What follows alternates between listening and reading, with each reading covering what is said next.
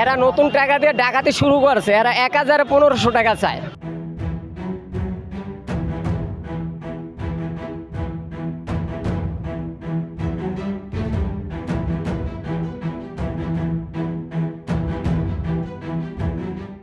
আর 500-তে চায় 5টার নোট 700। এরা ডাকাতি করা শুরু করছে না জনগণের টাকা দিয়া।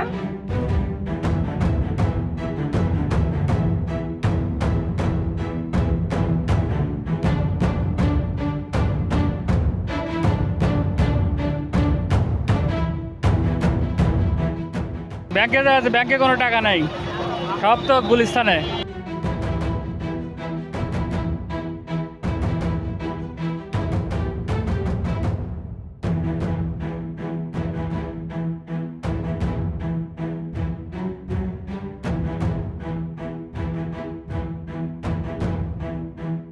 হ্যাঁ, 1000 টাকার নোট 1050 টাকা নিচ্ছে।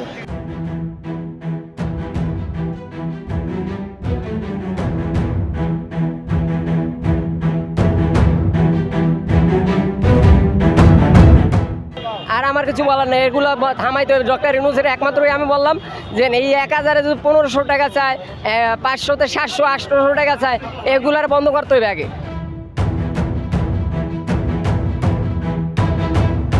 সব নোটেরই চাহিদা আছে, চাহিদা কোনো নোটের ছাড়া নেই, পাওয়াই তো জানো। চাহিদা যে জিনিস নাই, এটা যেটা পাইতেছে সেইটা নিয়েই যেতেছে।